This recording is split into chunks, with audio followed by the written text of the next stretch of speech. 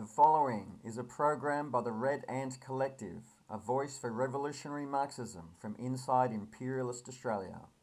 In today's episode, we are looking at the 2022 Brazilian elections.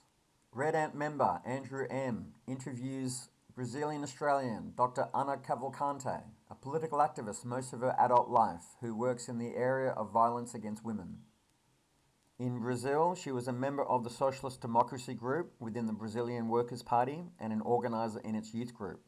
In Australia, Ana has been involved in pro-abortion and anti-violence against women campaigns, particularly for the rights of survivors of violence trying to live in Australia while their visa status is uncertain. Welcome, Andrew and Ana. So we are going to be discussing today the October 30 Brazilian elections. And the elections have been in process for the last month. There's been a high level of campaigning, and we want to get a deeper understanding of what's happening in Brazil. The first thing I guess we can note in these elections is there is a high level of polarization, but also a high degree of abstention, which seems to be a phenomenon in Brazilian elections. So can you describe the level of inequality in Brazil and what hardships ordinary people are facing and why there is this polarization at the moment? Okay, so I think there are a lot of important ideas for us to get out in that first question. And one of them is that Brazil is a historically unequal country. So for years in late 20th century, early 21st century, Brazil would appear on top of the list of the world countries in inequality, sometimes, swapping with Sierra Leone often. So this is a historical problem. And this was definitely a problem that was addressing this problem was highlighted during the Workers' Party's governments between 2002 and 2016. So since we inequality continued but got reduced, and now we see that increasing again in the current government, and particularly since 2019. So what we've been seeing is Brazil was out of what we call the hunger map. So the countries that have people that are really in the starving, and Brazil is back on that map. So we had been out of that for almost a decade, and we're back on that map. And what we see in Brazil is really an increase in unemployment, an increase in homelessness, an increase of people actually going to the butcher and asking for bones, or butchers selling bags of bones for people to cook because they do not have the money to buy meat. We had episodes of trucks transporting bones and being stopped by groups, or there was an accident and then trying to take the bones home. So it's a very serious situation where people are literally starving. Okay, so it's quite extreme levels of despair and poverty. In this situation, Jair Bolsonaro has come to power and things have worsened. Can you explain his rise to power and how would you characterize his government? So I think it's important that we understand, and you were mentioning before the polarization in Brazil, and one thing that is important to say is that Brazil is, as many countries, a very conservative country, has been a country very against left progressive and particularly socialist or communist ideas. So the Workers' Party in power is an exception and not the rule. Yeah, having progressive and having left-wing governments in power is the exception and not the rule. So what we see is that the Brazilian elites, particularly the rural aristocracy. Brazil is a country that is very much run by the farming industry, cattle, and exports. Like our main exports are all, rural productions, right? So it's mainly soy and corn and cattle. That's the kind of things that really run the country's economy. And that rural aristocracy that really has been running the countryside of the country for over 400 years is very quick to support whoever will stop any progressive ideas from taking root. So what we saw in 2018. So what we saw with Bolsonaro is pretends to be a new face to politics, and in that way very similar. All that idea of Trump from the tropics, it has some resonance. That idea is real, because he plays that outsider card when actually he has been a politician for over 30 years. He actually never had a job in the private sector in his life. He was in the military, and then he became a local and then a federal representative for Rio de Janeiro. So he is a man that has been in politics for a very long time, always very conservative ideas, always very fiery ideas, speaking publicly really to get a reaction, being as extreme as possible. And he would appear in a lot of TV shows in a lot of ways, gathering that attention to his extreme ideas. And he has always, for 30 years, he has always he didn't really present projects. In 30 years, he presented 2 projects as a federal representative. So the man is really not working at all, not even for conservative ideas. But he has supported categories such as the military and the police, and that has been his base, his support base, and this has been the categories that are still with him. And as he became more prominent in TV with these categories, and he has adult sons that are really connected to international right-wing groups, and that's the idea of manipulating internet opinion and taking social media and making use of fake news really gave him prominence in 2018. I think we have way more understanding of that landscape nowadays, but 2016 to 2019, I think we're all learning how much fake news could spread and how bad things could be. And as that took up, yes, then he started to get all that support from the rural aristocracy, from urban elites, from all the bourgeois that would support anyone that holds back the Workers' Party. So we see a phenomenon that's similar to Trump in the US. The previous 2 presidents were members of the PT Workers' Party. How are they faring in this election? I mean, we see a lot of popularity and popular sentiment expressed towards Lula, the opposition candidate. Can you tell us a bit about Lula? There seems to be a bit of a mythology around Lula. He's a very perhaps paternalistic figure. There's a big figure in Brazilian politics, either loved or loathed. Can you explain a bit more about his legacy?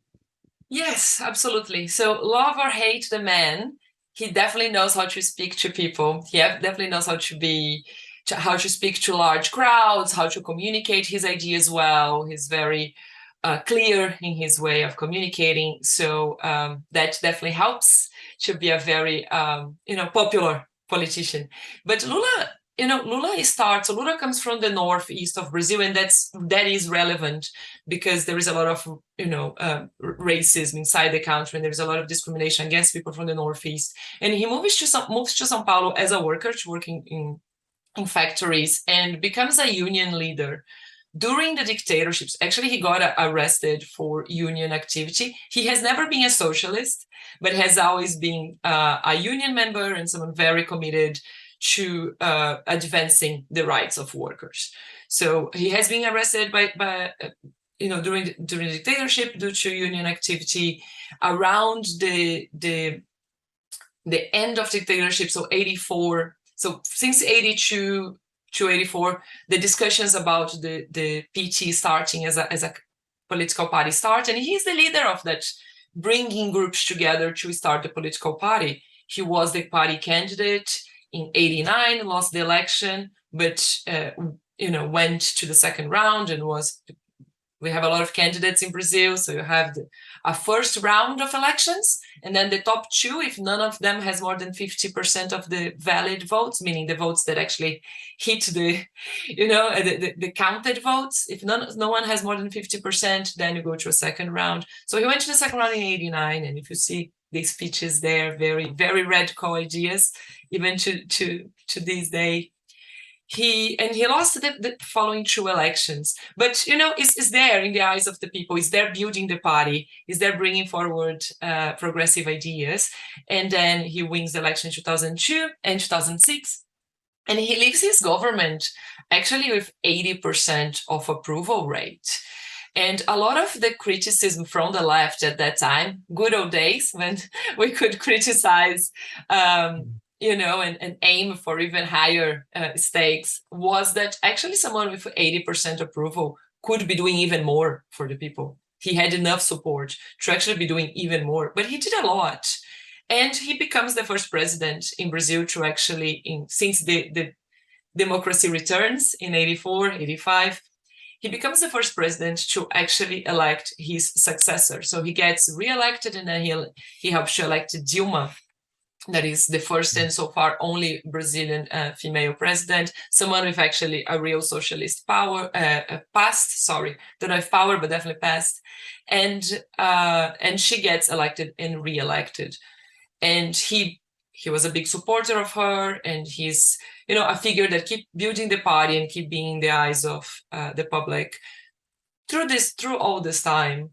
And then when Dilma goes through an impeachment, so she suffered an impeachment, she's removed from power, she's re-elected in 2014, removed from power in 2016, and her vice president simply starts undoing a lot of the Workers' Party policies. Is a real betrayal that starts in 2016 and opens the way for what became Jair Bolsonaro's government from January 2019. So Lula has been in the eyes of people for a very long time. He has refined his speech. He has, become better at communicating in different places. He has become, the party has grown, and he has delivered as a president a lot of gains for the poor and for the banks and for the rich. So his popularity finds echo in the material reality of what he has delivered to the country. Okay, so when Dilma Rousseff was impeached, how much did that damage the PT, and have they recovered from what would have been a political disgrace for them? Or can you explain the impeachment process? Yes, absolutely. So what happens there? So attacks on PT always happened. And I think there always will be, unfortunately. But since 2005, when Lula is preparing to attempt his re-election, a lot of corruption scandals start to hit PT, and a lot of them really, unfounded, or really an overreach to say that the Workers' Party was involved in that scandal. But anyway, so there was a real a push for that attempt to associate Workers' Party and corruption.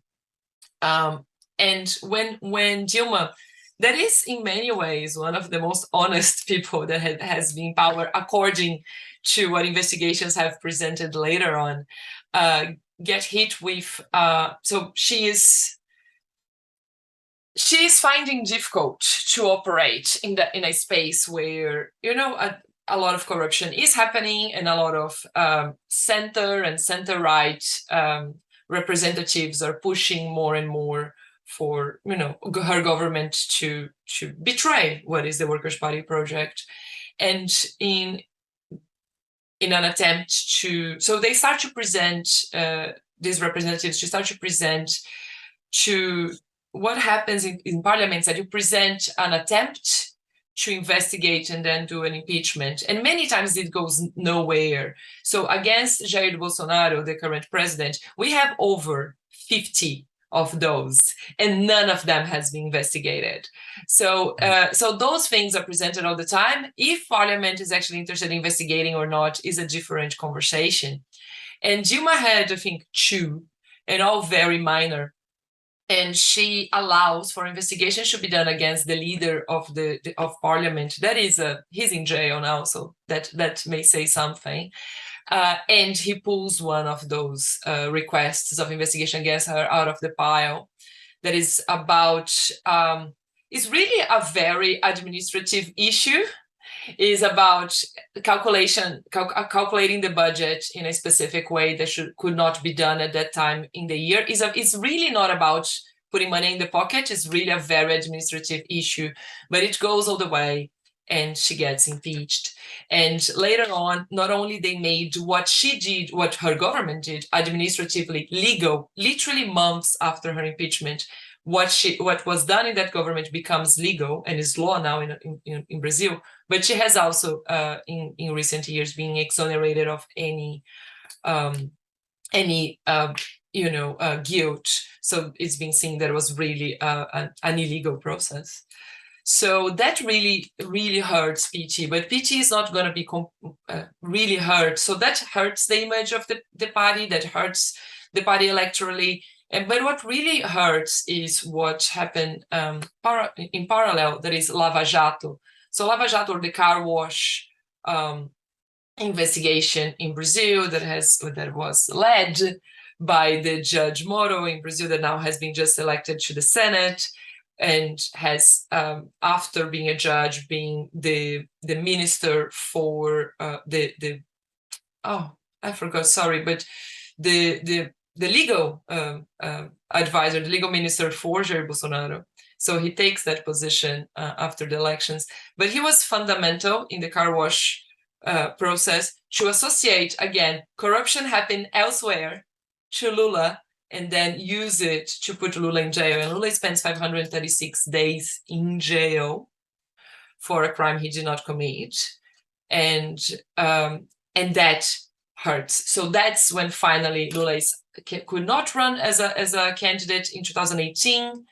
And the image of the Workers' Party is associated with corruption and being in jail. And since then, Lula is leading the elections, so a lot of it has been demystified since, but a lot of it still finds echo in the more conservative or the less politically savvy groups in the country. So it's quite a feat of the political establishment to tar the PT Workers' Party with corruption when the whole establishment is politically quite corrupt. And yet Jair Bolsonaro and his government have been able to operate with what would appear to be a high degree of impunity. And you can see some similar themes with the Trump administration in the way they're handling this election. Bolsonaro has indicated that he won't recognise the legitimacy of the elections. So how has Lula da Silva responded to this? So I think that Lula has been, not only him, but a lot of segments of society have been quite vocal about defending political institutions in Brazil and defending democracy. So this has been the tone of the conversation.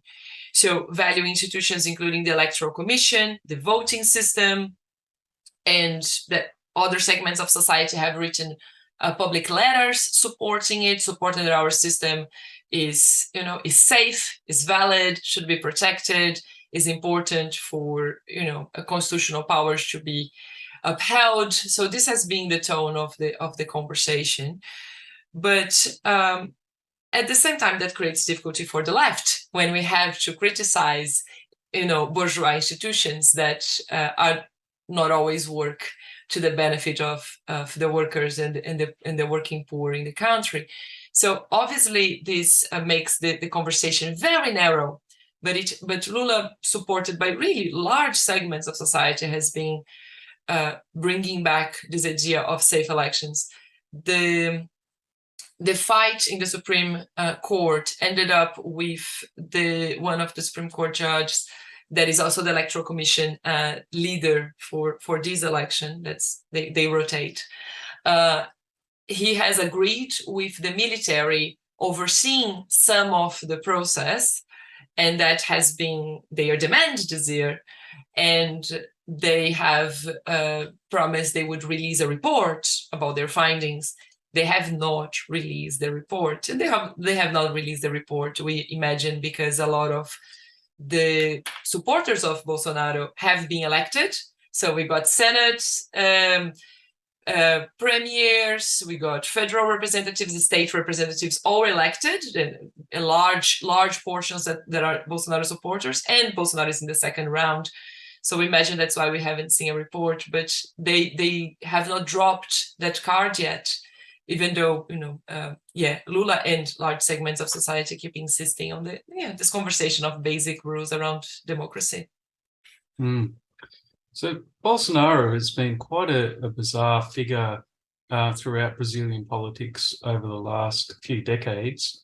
And he has an extensive record of very callous, provocative comments. And the opposition has seized recently on comments that he would eat the flesh of an indigenous person. And he's been labelled Cannibal Bolsonaro.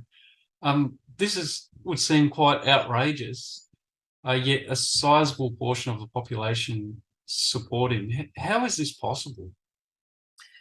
I would say there are a few reasons why this is still the case. One thing is conservatism and neo-fascist ideas are real. So there are people that really identify with a lot of what he says. It finds echo in segments of society. We can't ignore that. It's not all created from his own head. The other thing is the phenomenon we have been observing for a few years with fake news, but with social media in general, with fake and real news, that a lot of people do not have contact with the full extent of news. They have contact with whatever their friends forward to them. A lot of the Bolsonaro through the years has been really undermined the importance of established news companies. So a lot of followers of Bolsonaro will be very vocal about, I don't watch TV anymore. I just follow what my, pastor sends me. I just follow what my family members, my friends send me on WhatsApp. It's a very popular app in Brazil, or, similar, or Facebook or whatnot. So a lot of people simply do not get in contact with the same amount of news you get in contact with, and vice versa. And people's ability to differentiate fake news from actual facts is limited when the access to news is limited. And also they have been Bolsonaro has even in many of his bizarre comments has said he believes that fake news is valid in an electoral dispute. So they make no secret of it. But the other thing that I believe is important to say is the big news media, the big corporations, even though they are attacked by Bolsonaro daily, they have never given an inch to Lula or to the left. If you look at what has been covered in the beginning of this year, they keep talking about the third way. So terceira via.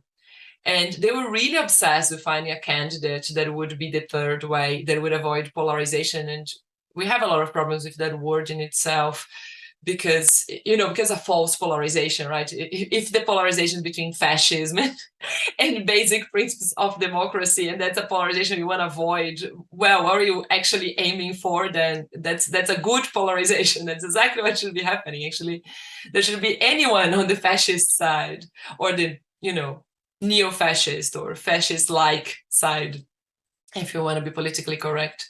So large media corporations have not reported extensively in some of those outlandish claims, in some of the things that he has said or he has done. Bolsonaro is actually convicted. He's a convicted criminal. He should not be in power. So before he ran for president, when he was still a federal member, he actually was charged with what in Brazil is known as apology to rape, because he made claims to a woman, another federal representative, that equate. He told her, I would, so trigger warning for everybody, but I would not rape you because you're not good enough for me to rape you, or something on that sense. And he has repeated those remarks. That actually is a crime in Brazil. Rape apology is a crime. He has been convicted in 2 levels. So if the second conviction actually went through, he could not have run for the first presidency, but the judges magically decide to give the conviction after he had been elected, so holding him back. So if he's not elected, he's actually a convicted criminal that has to pay for what he did. So that's another interesting thing. So you see how a lot of the bourgeois media, the bourgeois judicial system, even though they are being attacked by him, they do not become friends with the Workers' Party or with the working poor of that country, even in those circumstances. The other two things I want to highlight, because I think it's an important question for us to reflect. So these are important things to reflect. Another two important parts to highlight is Bolsonaro has a lot of support from evangelical churches, or that have been growing in the country, and we have seen a lot of not only pastors. Obviously, not all evangelical people are the same. Not all evangelical pastors are the same, and not all of them would be, using their spiritual space to actually, pretty much force the followers of that place to vote for Bolsonaro. But we have seen very extreme things. A lot of these evangelical leaders are politicians and have been really trying to manipulate who people vote for. And finally, what has happened during the Bolsonaro government, because as I said, he's not only dangerous and extreme right-wing and horrible in many ways, he's also highly incompetent and corrupt. So one thing that is important about it is that he has dedicated a portion of the budget in Brazil that has grown since 2020 to what has been known now as secret budget. That is budget that is going straight to federal representatives to take to specific cities to keep their electorate happy, with no accountability in the books. That in 2022 account for 16 billion reais, and that would make something around $6 billion, $7 billion, but it's not good to translate. This is a lot of money in Brazil. And this money is totally no accountability, and this money keeps certain electorates very loyal to whoever is bringing the money, and therefore very loyal to Bolsonaro.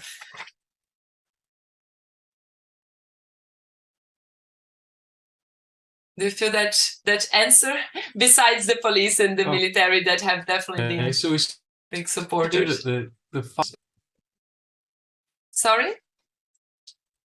Sorry, I think we're breaking up there. I see that the far right in Brazil is operating with a large degree of impunity, and you mentioned his sons had direct connections with the far right.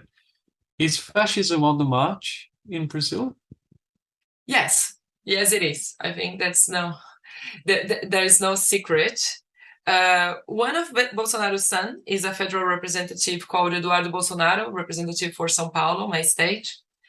And he goes to all extreme rights events around the world. He speaks some English, so he's usually the international face of the Bolsonaro family. Bolsonaro has managed to put all his adult sons in politics in one way or another.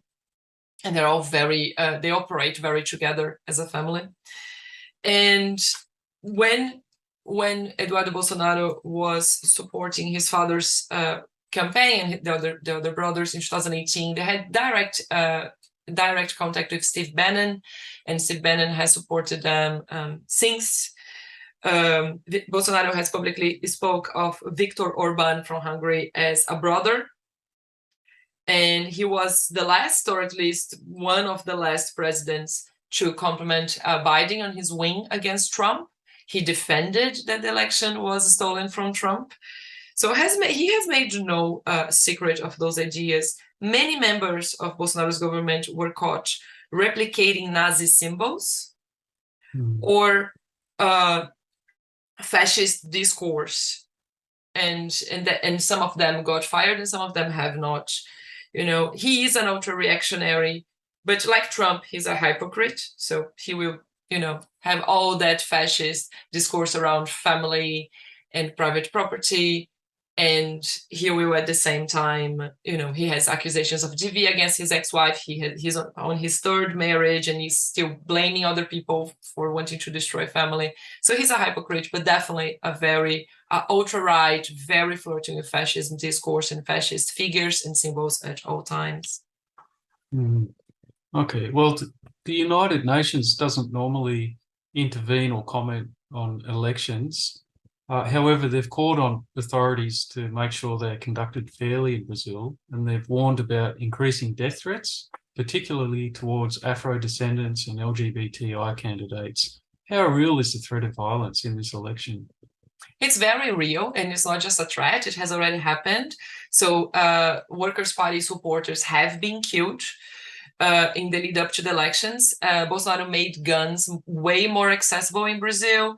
And in the last 4 years, the amount of guns in the country have doubled, and the ones acquired legally. So gun violence is on the rise in many metrics. It all depends how you measure it, but in many metrics. And we had politically motivated threats that had been the reason why many candidates from the Workers' Party interrupt their campaigning, particularly Haddad, the candidate for premier in São Paulo.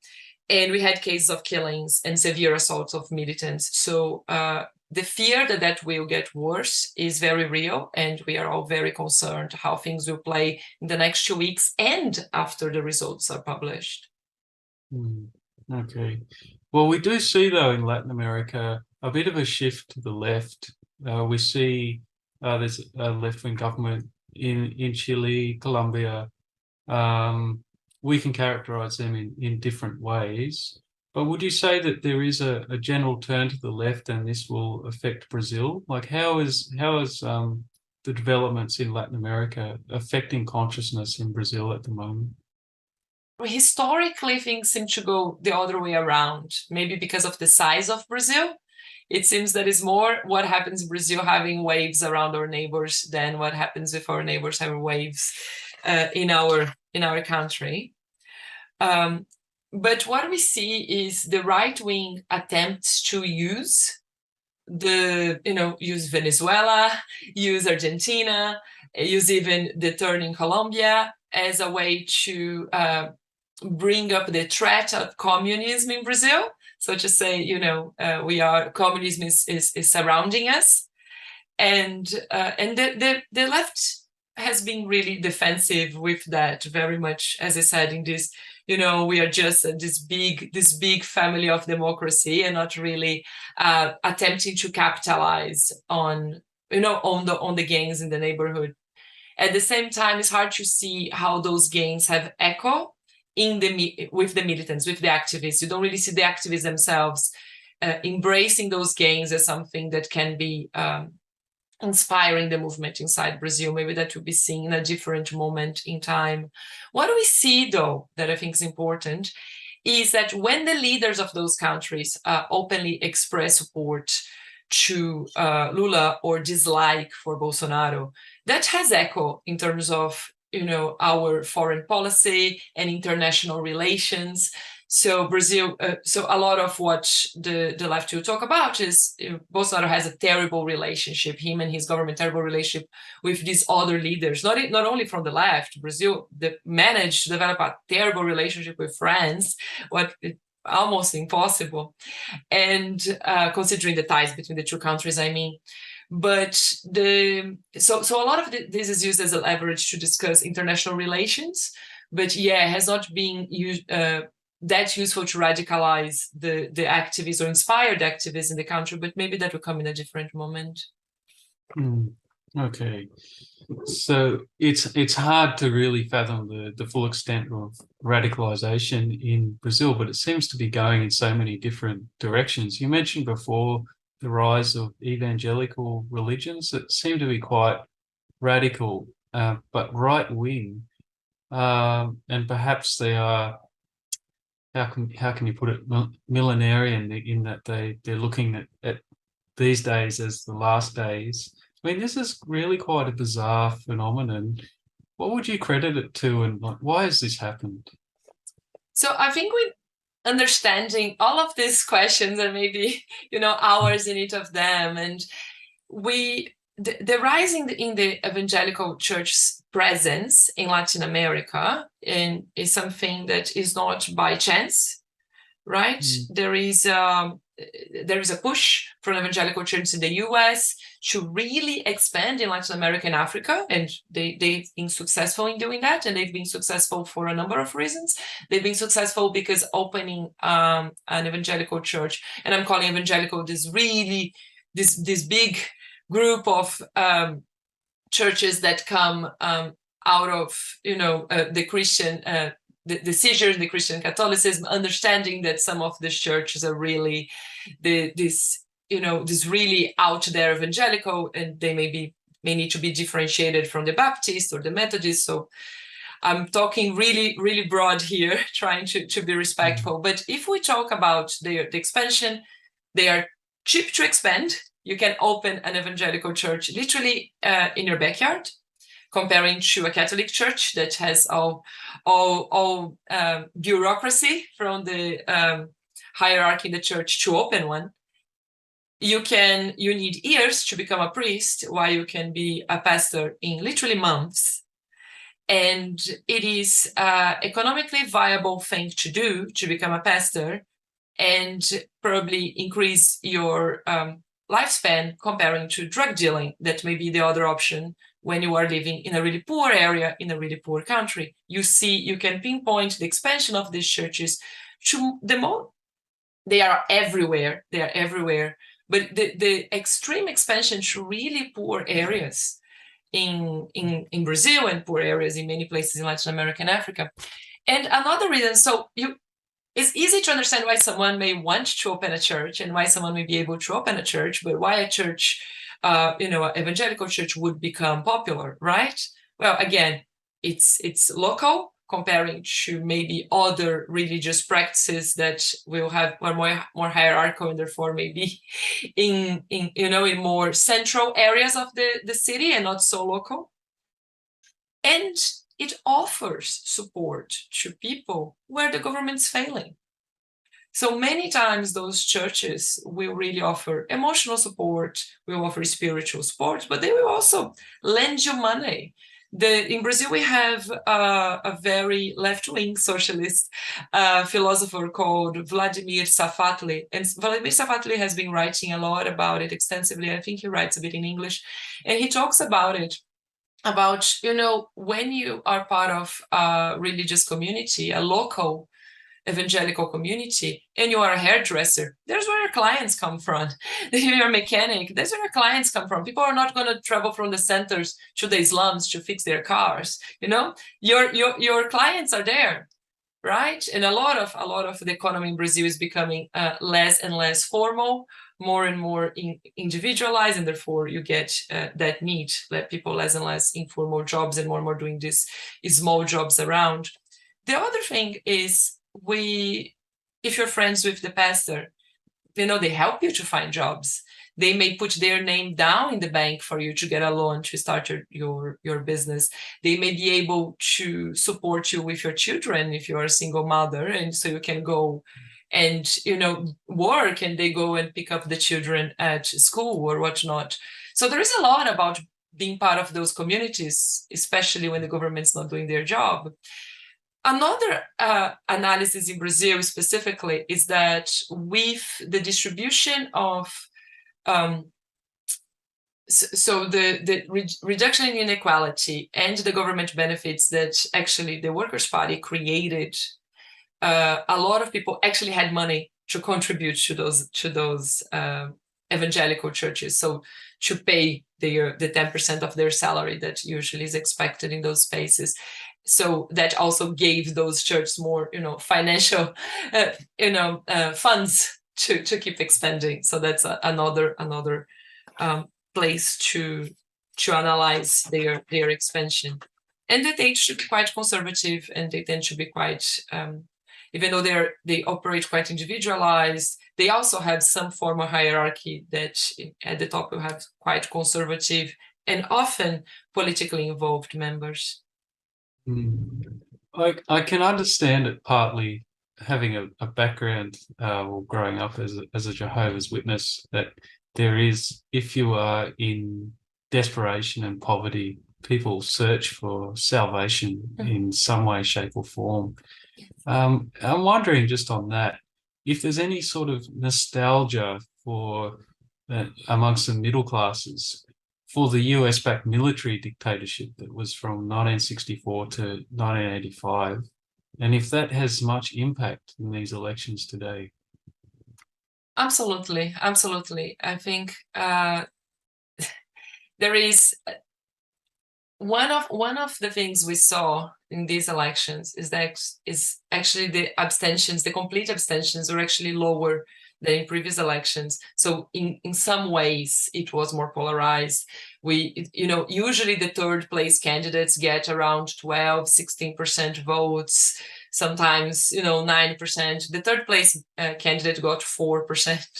So in many ways the first round was the second round coming ahead. And and I'm just sharing these numbers for us to think, but one of the things that we realize in Brazil, the voting is mandatory for people over 18. And between 16 and 18, it's an individual decision.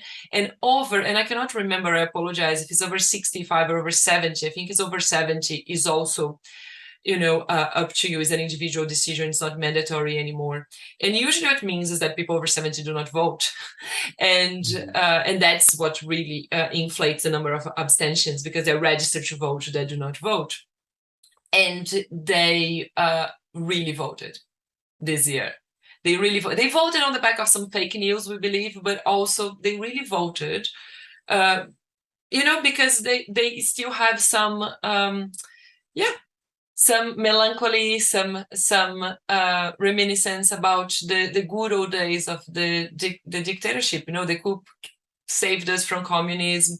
It was a very secretive government, so people really do not know how much corruption was going on, how much torture, how much killings. All people could see was like this really, the party line, right? All they could see was really what the government was selling, was a lot of censorship in the media. So people got this idea that was a government that was highly functional, that was getting a lot of things done. And it was also a government that went in a lot of debt. And this creates to people a lot of a huge sense of safety. People felt that there were jobs for everybody, that the streets were safe, that things were in place. And that's very much what the propaganda was telling them, but also, injecting money into the economy that really wasn't there to begin with. So yes, there is some, and there are some, unfortunately, there's some young people that have been sold that line. One thing that we may talk about is how much what happened in Brazil was we never reckoned with our past. So different from Chile and Argentina and many other countries, we never prosecute the military leaders that were involved in the coup. We never had, what we had in Brazil was an amnesty deal that forgave the left that pick up weapons and was in exile in other countries, so allowed them to return to Brazil without any penalty, and as if being exiled from your own country is not penalty enough, and allowed the leaders of the coup to not to be prosecuted as well. So no one was prosecuted. No one has ever gone to jail for the fact that Brazil spent 20 years under a military coup. And when Dilma, the previous president from the Workers' Party, that was arrested and tortured during the dictatorship for her left-wing activities, when she was engaging in what was called the Truth Commission. So no one could be prosecuted for that, but we would bring the truth out for the parents of people that got killed or disappeared during the regime. And this very much coincides with the time the right start to destabilize her government. So the military never left. They've been around, and the elites that back the military have been around ever since. And they keep, and the lies they had all the power to tell there, they tell nowadays with a bit less freedom, but they're still telling. So there are some new generations that are connected by blood or by training with them, and will repeat those lines, unfortunately. Okay, so today we see a greater level of uncertainty and fear amongst the general populace. I guess that's understandable since we've seen quite severe economic damage under the Bolsonaro regime, but also environmental damage, like the rate of deforestation has increased by 75% since 2019. So has the future use of the Amazon been an election issue? Well, that's complex. It should be an election. The discussion of the protection and preservation of the Amazon and all ecosystems should be a huge election issue, and we anticipated it would, but it's not. Actually, we're not discussing ideas at all in this election. That's very frustrating. The right has been very successful. So Bolsonaro supporters have been very successful in pushing the discussion to reactionary, cultural, costume-based talking points. So abortion, family structure, relationship with God, and deviating from actual, real, material, concrete people's needs in the country that can actually be addressed by federal government, as none of those other issues can be actually addressed by federal government according to the Brazilian constitution. So this is not appearing in the discussion, but it's also a complex discussion because the sovereignty over Amazon forest has always been a complex discussion. It's a forest across a few countries, and there is a lot of international interest in preserving the forest, but also in exploiting the forest in different ways. So the real how to really support and protect the Amazon and its ecosystem and the indigenous people that live there is a really complex topic that is not getting any airtime, sorry, at all. That is really quite disappointing, if I may say so. Absolutely. So it would appear from what you're saying that the PT are on the defensive in this election, even though they have a popular candidate in Lula. What are they actually promising? Another complex question. I would say PT is the most important left-wing party in Latin America. I would personally say in all the Americas, and it has a solid proposal to the progression, to the development of the country, and how much of it can be implemented, considering the Congress, considering the military, considering the elites, remains to be seen. What is being also, as Lula builds this very broad support, so you have people that hated Lula until yesterday that have been supporting him. You have a lot of elites supporting him as well. So how much that water down the program, we know that really has an impact. So that is a concern, how much can be implemented in the current situation. What Lula has been putting forward is really a discussion about the protection of the programs that they have implemented. So the welfare programs that they have implemented in a sustainable way, the expansion of education and health that have been dilapidated under this government, the end of the secret budget system and going back to a transparent budget system, and other mechanisms of credit and microcredit for entrepreneurs. But one thing that Lula, for instance, mentioned from the beginning was the reviewing the change in labor rights in the country that happened as soon as Dilma got impeached. Was the first thing they did was to reduce labor rights. And Lula said he would review it, and obviously we haven't been hearing much of it. So it's hard to know if he would be able to pull that forward, but that's an important point. Other important points that he has been bringing forward have been really around tackling hunger in the country, tackling, we have a waiting list for people to receive that welfare, tackling the waiting list, going back to building houses, going back to the base, back to basics is pretty much the program. But how much of that we'll be able to see remains to be discussed. There is a commitment to sustainable development, and there is a commitment to the protection of Amazon and the Pantanal. That is another very important Brazilian ecosystem. But we, as I said, we don't hear that. We don't hear that in the discourse. We don't hear that in the public. It's written there, but we don't hear that. And we don't hear that because, unfortunately, the debate is not being higher class, and I blame the opponent. Yes. I did see footage following the election of Bolsonaro of construction workers that were involved in the social programs around housing construction being laid off en masse. I'm wondering, will those social programs be put back in place?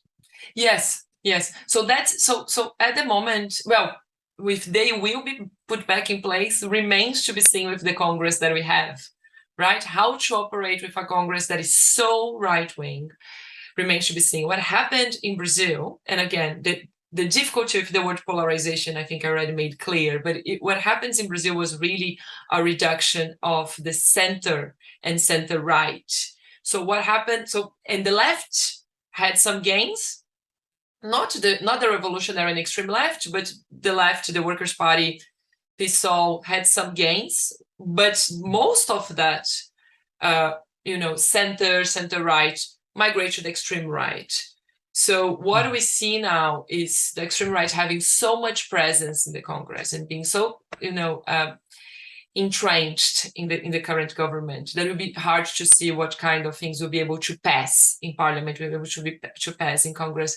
But the intention for the Workers' Party at the moment is very much a back to basics, very much back at education budget that actually covers education, a health budget that actually covers health, building houses, getting those programs up and running again. So the PT Workers' Party we can think of as being a genuine mass workers' party in the 90s. But it's been often criticised as putting in place some neoliberal reforms. Can you talk about their historic role? So yes. So the Workers' Party, as I said, the discussions start in the 80s and runs for its first election. Actually, Lula already runs for like a federal representative in 86, I think, and then runs for president in 89. So around 86, they were already running for elections.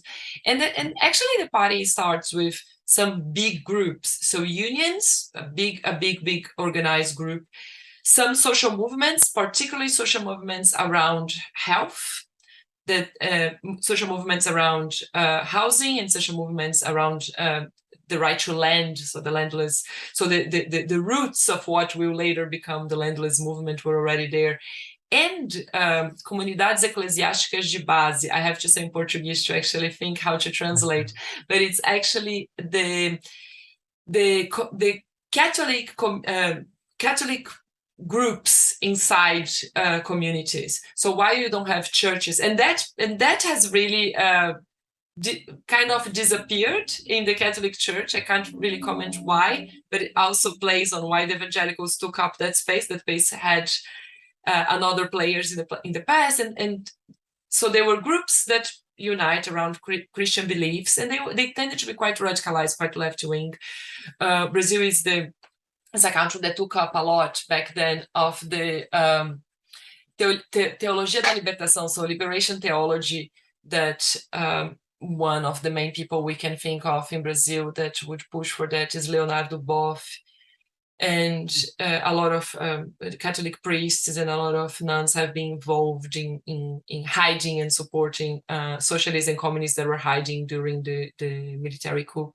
So actually, these are the big groups that come together to start the Workers' Party. Yes, socialist groups came together as well, but in terms of mass movements, large groups, and the Workers' Party was very symbolic for these people, and really translate their desires and their ideas during the process of the formation of the constitution that we have, that is from 88, and then throughout. And there is a shift in the obviously Brazil, big country, large population. We have a lot of differences in regions. So what the Workers' Party looks like in the Northeast, maybe different from it looks in the South, a bit different from it looks in the North. So that's something we always need to be aware of.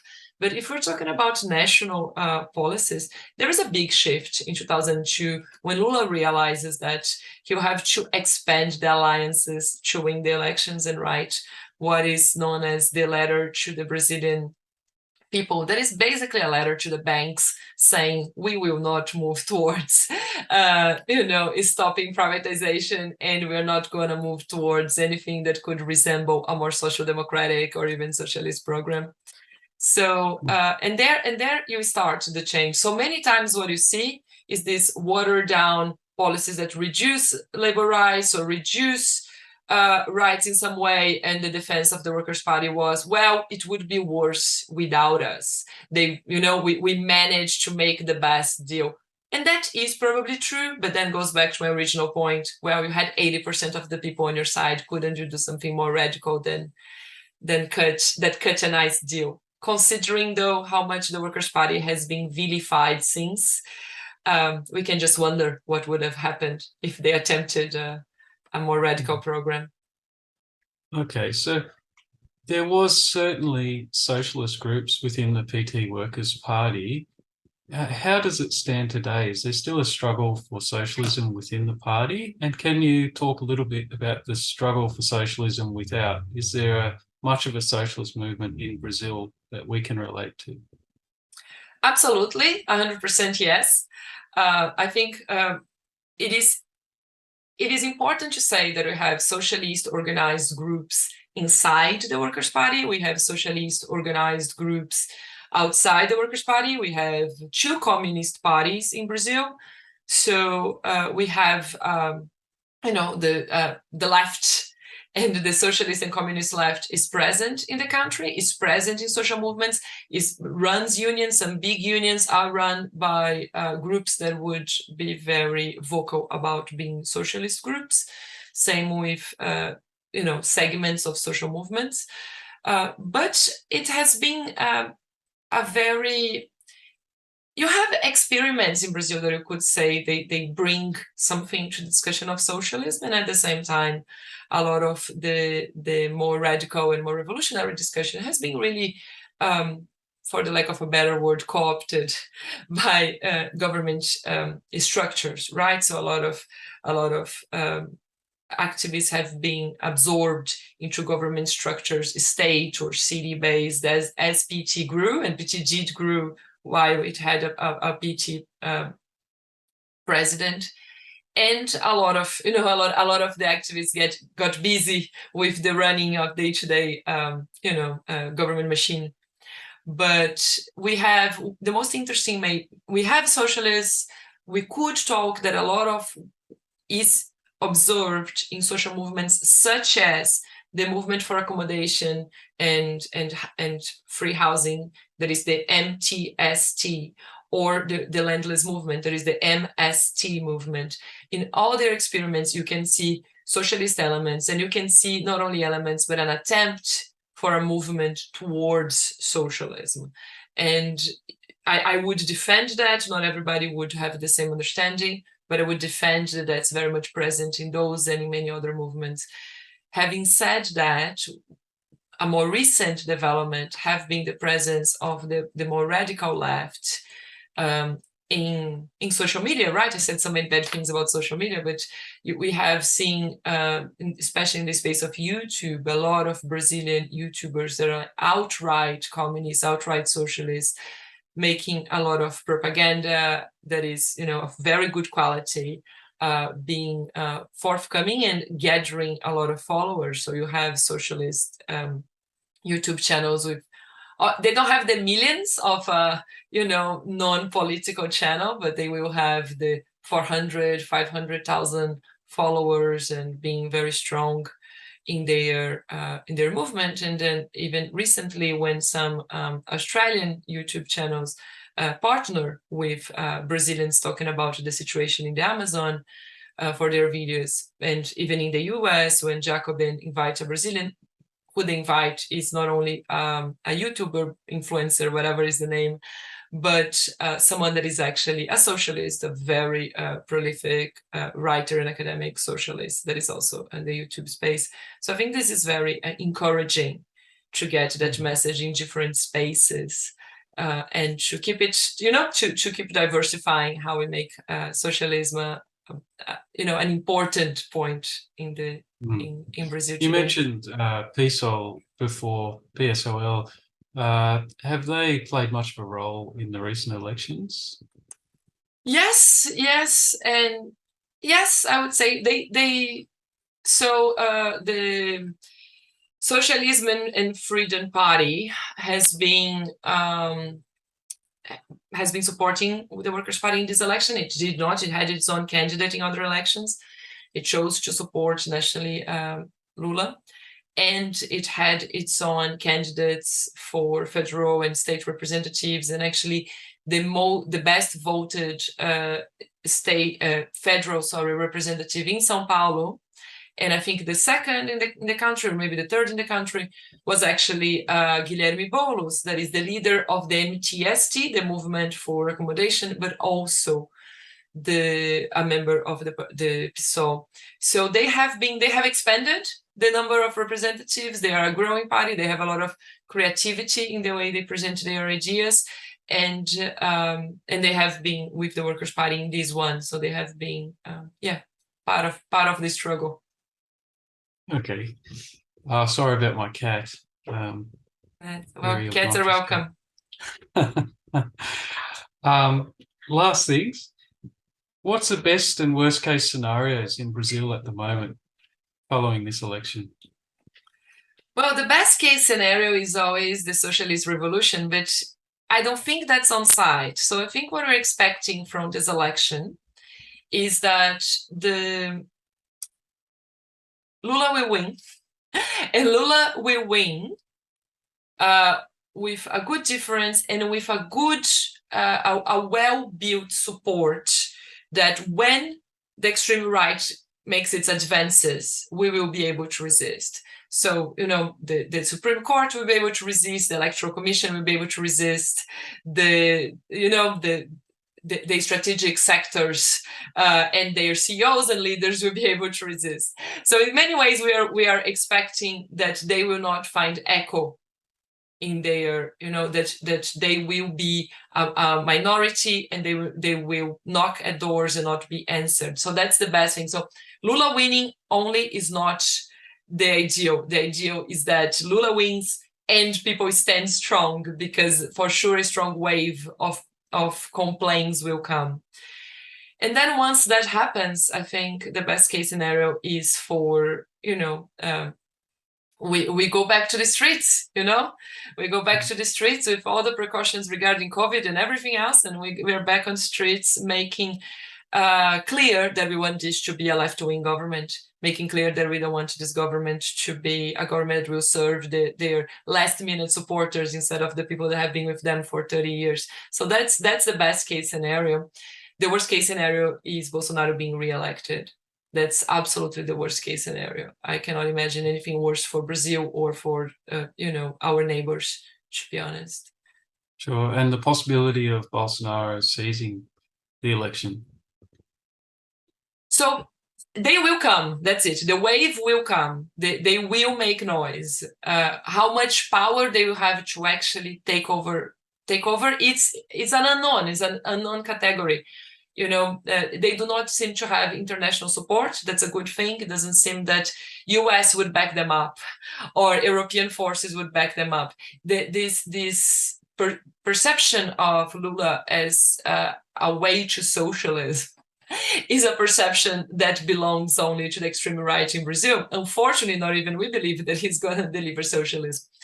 But so it doesn't look like Bolsonaro would find echo anywhere beside its own military, beside Brazilian military. And I don't think the Brazilian military would act without international backing.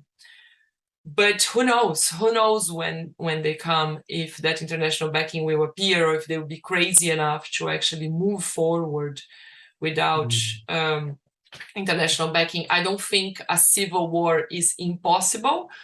I think it is unlikely. But again, you don't need a civil war. You just need a small revolt for a lot of people to get hurt, for a lot of people to die, for a lot of, a lot of things to get really harder for the working poor. So I really hope it doesn't happen. But I do believe they will make noise, and I do believe they will attempt to make it happen. I just believe they will be unsuccessful very fast. So it would appear that this phenomenon, it's been described as Bolsonarismo, is strengthening and is consolidating itself. What about the counterpower, the movements on the streets, the movements of landless peasants? Are they really crystallizing in this election? Will they be able to respond to a Bolsonaro dictatorship?